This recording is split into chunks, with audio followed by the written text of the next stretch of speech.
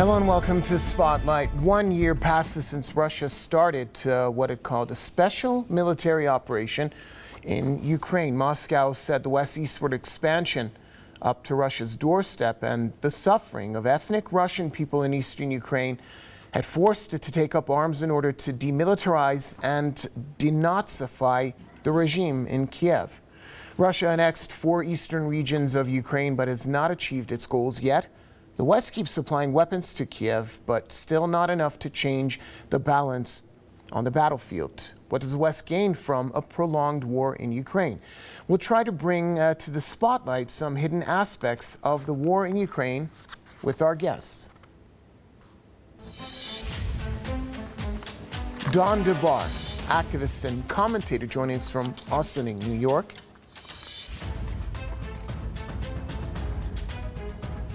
And also, we have independent international affairs analyst Gilbert Doctorow joining us from Brussels.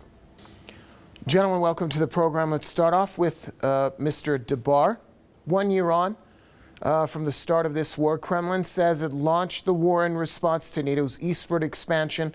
On the other hand, Kiev and the West maintained that the war was unprovoked. What has been achieved by Russia which outlined its objectives for this so-called special military operation in Ukraine? Well, the first thing that's been achieved is that they have let NATO and the United States know that they're not going to be allowed to drive tanks directly into Moscow without a fight. Starting with the promise not to cross the Elbe back in the late 80s, when the Soviet Union was and remains the only occupying party of the 4 powers that occupied Germany to actually end their occupation and bring their troops home.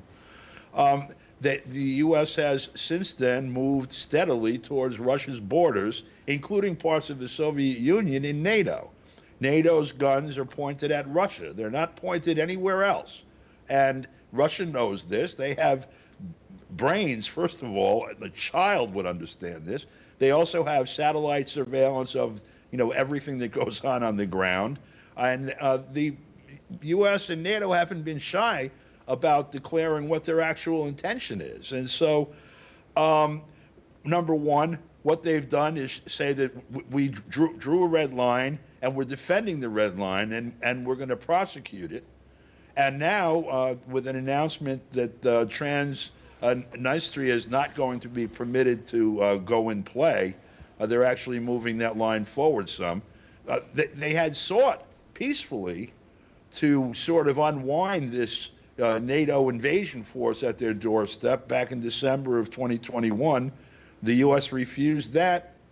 And as recently as today, Jens Stoltenberg, looking at a peace proposal from China, rejected it out of hand, saying that of all the countries in the world, the most populous and one of the wealthiest ones, according to this knucklehead, lacks credibility to try to broker peace. So, we have seen fantasy dictate policy on the West, and I think what Russia has achieved more than anything is to introduce a taste of reality into how the U.S. deals with the world. Gilbert Doctorow, Russia has accused Western countries of pursuing, quote, destructive policies by supplying Kiev with weapons and training. Russian President Vladimir Putin has said that Western countries are exploiting Ukraine and using its people as, quote, cannon fodder. The foreign minister also recently said that Washington has subjugated Europe in order to wage war against Moscow. Walk us through these comments, please. I think the last comment is the most valuable.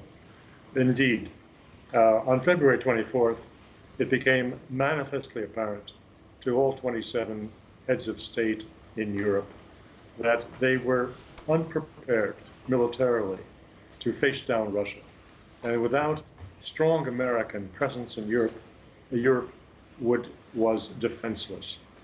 How this came about, given that in the last 10, 20 years, the collective military budgets of all the European Union were 5, 10 times greater than Russia, how it came about that these countries all lacked any military means to oppose Russia should it take an interest in striking against Europe, that is a separate question. But the sham of NATO became apparent, whatever else we can say.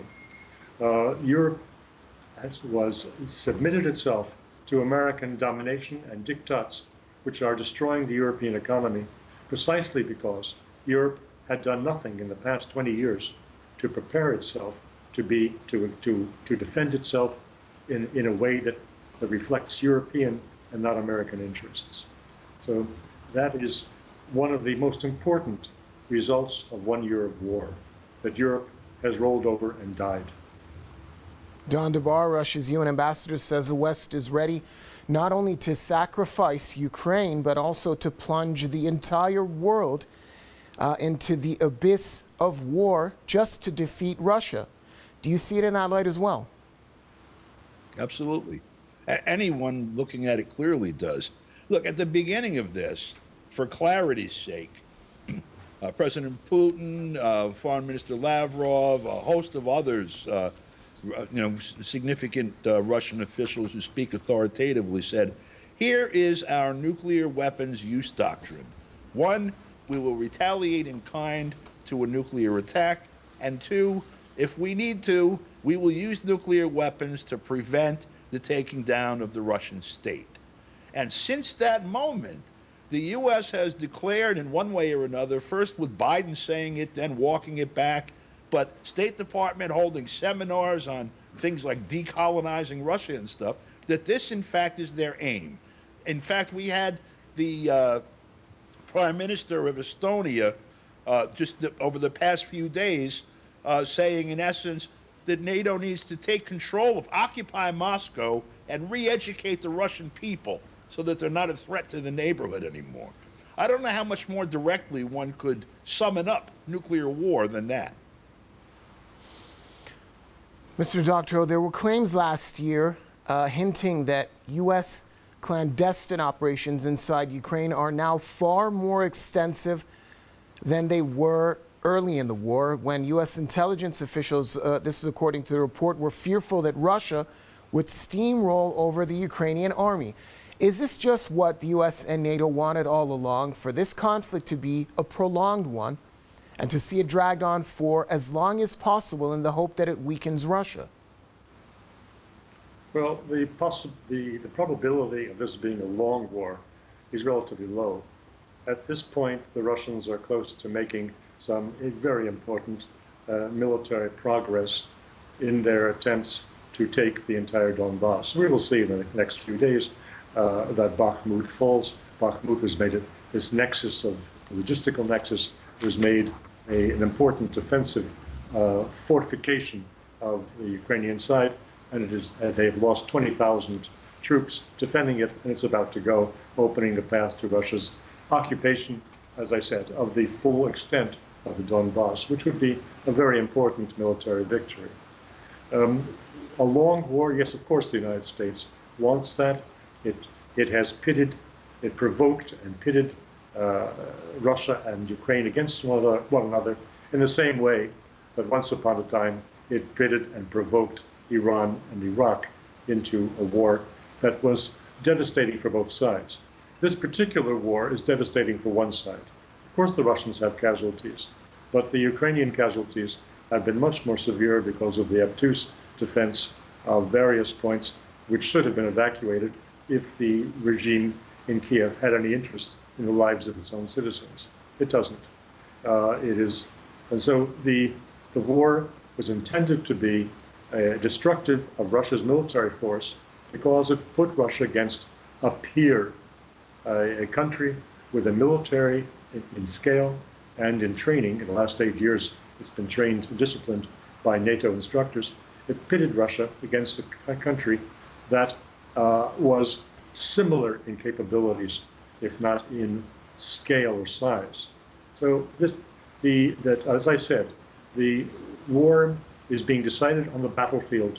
The Russians, at this moment, seem to have the upper hand on the battlefield, and therefore the likelihood of this going on very long is reasonably low. Don DeBar, Russia has time and again said countries supplying weapons to Ukraine and training its soldiers were in fact parties to the conflict. Russia's UN ambassador Vasily Nebenzia recently said that it's the collective West that is waging the war in Ukraine, not Ukraine itself. The question is, Will this support result in this conflict probably spilling over into other regions and possibly turning into something bigger? There have been, of course, threats of nuclear retaliation on several occasions. You know, first of all, the chance of having a global war is not exactly the same as the chance of having a nuclear war. So people that think that there's a low chance of having a nuclear war because even the crazy elites wouldn't blow up their own world, you hear that argument all the time with just regular folks. It is quite possible, as a matter of fact, and I'm certain that there are people who are doing military planning who believe this, whether it's true or not, to have a global war with conventional weapons. And by the way, with the exception of the radioactive fallout, it's not clear that the use of conventional weapons would be that much less destructive than nuclear weapons, in that if you're blowing all the same stuff up, whether you use nuclear weapons or not, the material goes into the atmosphere, you have nuclear winter, all kinds of other effects, et cetera, et cetera, et cetera. We've seen in Iraq, for example, what depleted uranium can do. So, you know, you have that happening on the one hand. On the other, in terms of the actual policy making that's going on, first of all, there's a game of chicken that is like laying in front of the U.S. military planners. Assuming, as I do also, that the analysis is correct and that there's a strategic victory really in the offing, if not a major tactical one, in favor of Russia, the U.S. has been incrementally taking one step after another that's more overtly aggressive towards Russia, to the extent that Ambassador Nebenzia said the other day, you know, we see what's going on and we're going to be dealing with that in kind at some point. There's going to be a point in time when these actions require a response that takes place not in Ukraine or even Transnistria, but perhaps in Germany or New York. And at that point in time, everything becomes extremely unpredictable. And as against that, the kind of sanity we hear is from people like Ursula von der Leyen, is that because China doesn't side with the United States and criticize Russia, that China is on Russia's side rather than being a neutral player. I mean, the entire board is so skewed. These people are buying their own propaganda as fact. It's hard to see how anyone is going to make a sane decision in the face of the gambles that are being taken at an increasingly broader and deeper rate.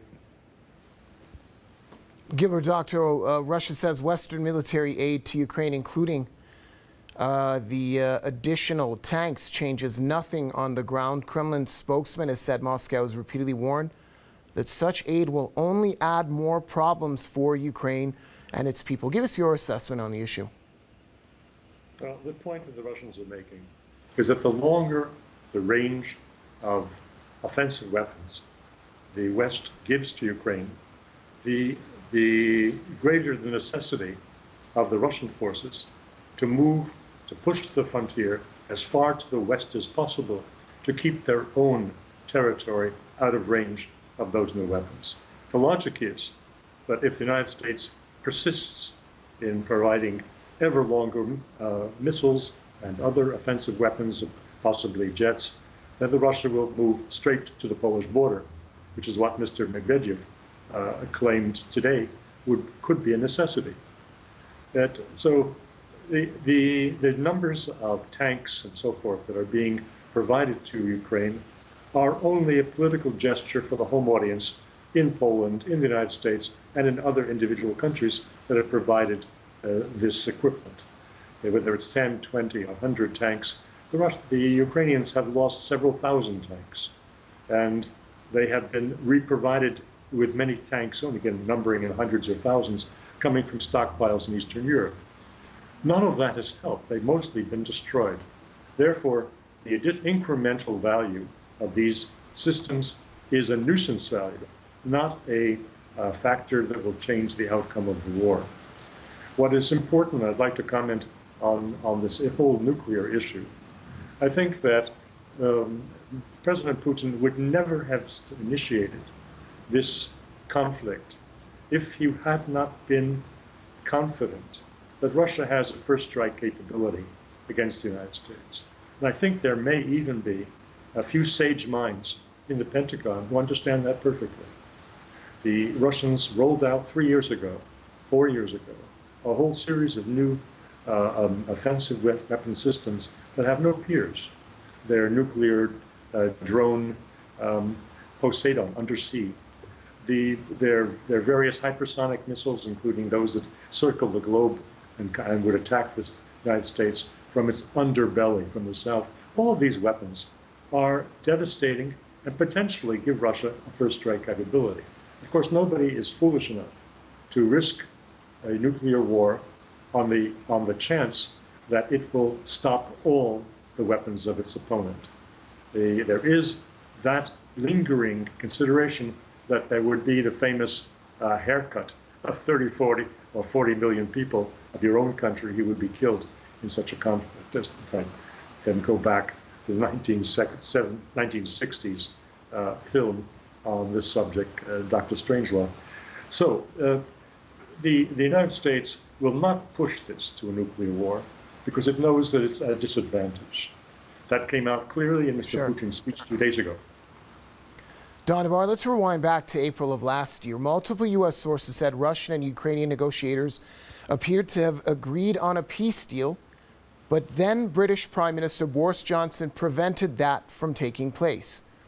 Boris Johnson reportedly told the Ukrainian president that even if Ukraine is ready, Kiev's Western backers are not.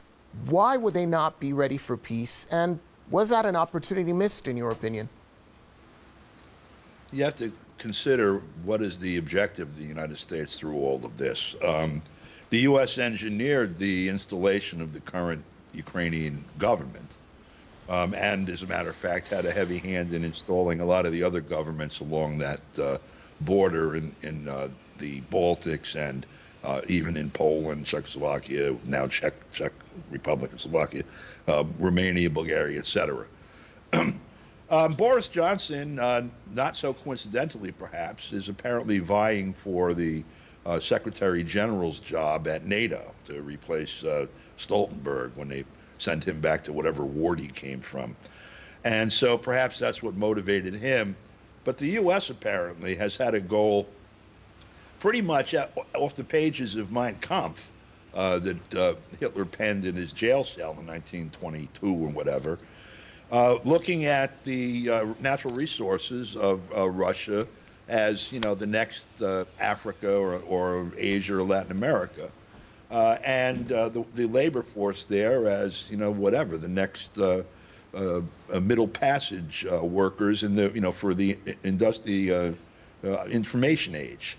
The U.S. policy, I would say probably the longest running project in the history of mankind, compressed into 20th and 21st century times, because the pyramids took a lot longer, with the biggest budget, has been to knock down the Russian government and make it a puppet of the West, the UK and the US in particular, beginning with the installation of American troops and British troops in Russia during World War I.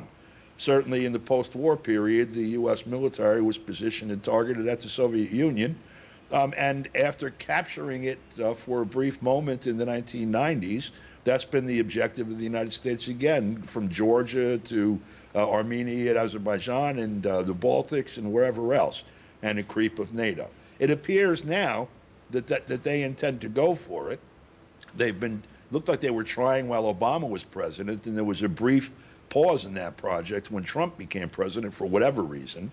But now they're going for the gusto. They've got the hot war going on at the border. They're shooting into Russia already.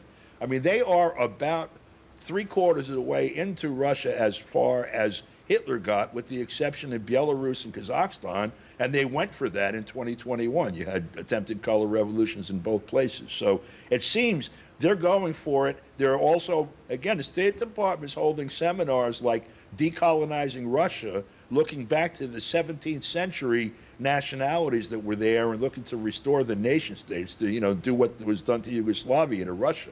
Russia said, if that happens, we use nukes. You go for that, we use nukes, and they're doing it. They're going for it.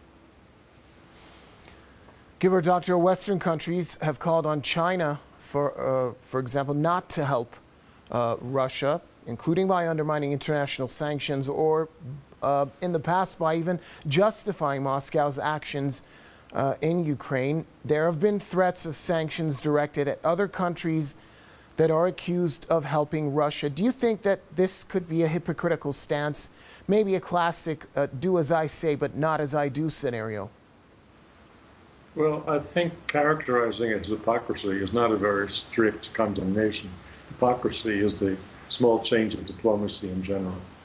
What we have here is rank stupidity. The United States has, for the last 10 years, pursued an incredibly obtuse policy of trying to take on both Russia and China at the same time. That has not stopped. And what you've just described a moment ago, the criticism of China and the preparation for imposition of secondary sanctions on China for alleged violation of U.S. sanctions on Russia, this will create a military alliance between Russia and China, which does not presently exist and does not have to exist, and certainly is against the better wishes of the Chinese government. But this idiocy is exactly the policy of the American neocons, who have in their hands, in the person of Victoria Nuland and many other high-level officials in the State Department and elsewhere in the administration, they have control of U.S. foreign policy and are pointing it in a most self-destructive direction. Don DeBar, let's wrap up the program with your final thoughts on the same topic.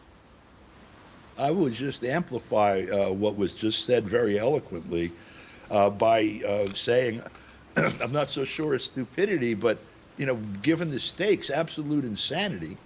It's difficult to try to read the mind of a crazy person, but trying to predict the behavior of a collective of sociopathy and worse that currently makes policy in the West is both frightening and unfortunately impossible, at least for me.